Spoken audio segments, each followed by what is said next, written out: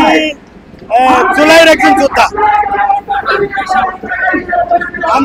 আমার পেশা আমি মুসলিমদেরকে নিয়ে একটা কাজ করি, আর এমনি ফ্ল্যাট এবং প্লটের মিডিয়া করি আর কি। ফ্ল্যাট বিক্রি করি, মিডিয়া করি। জি জি, অফকোর্স আমি এমপি নির্বাচন করব। এই জন্য আমার কিছু শত্রুও নতুন গজাইছে, কারণ আমার ভক্তবৃন্দ আছে, আমার ভোটার আছে। এই জন্য আমি একটা প্রতিপক্ষ রূপান্তরিত হয়েছি। এই জন্য আমি অনেক সতর্কভাবে চলতেছি, যাতে করে আমি কথাবার্তা একটু সতর্কভাবে বলতেছি।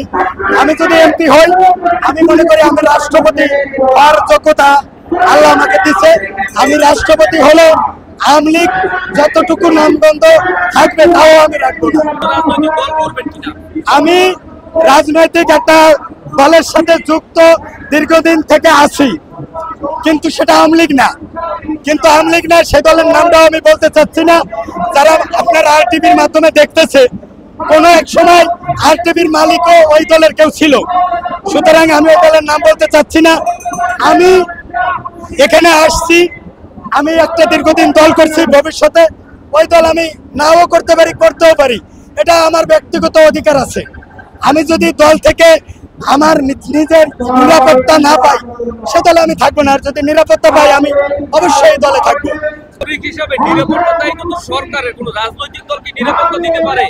ভাই, রাজনৈতিক দল দিতে পারে না, কিন্তু তারা কর্মীদের খোঁজ খবর নিতে পারে। কিন্তু আমি তো চাঁদাবাজি করতে যাই বা কোথাও নারীবাজি করতে যেয়ে অপমানিত হই নাই।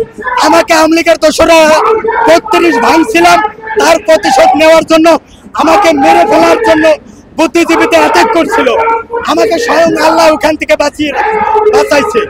আর আমি গতকাল আসছি, আমি আরটিভির মাধ্যমে বিশ্ববাসীকে জানাতে চাই, গতকাল রাত থেকে আছি, এখনো আছি। আওয়ামী লীগ যেমন এই যে অন্তর্বর্তী সরকারের যেমন নির্দিষ্ট কোনো মেয়াদ তাদের নাই, কয় বছর থাকবে, আমরা এখানে কতদিন আন্দোলন করব, আমাদেরও কোনো নির্দিষ্ট দিনক্ষণ নাই, মেয়াদ নাই।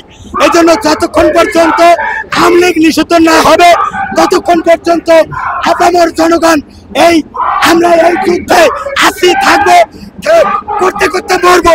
নারায়ে তাকবীর।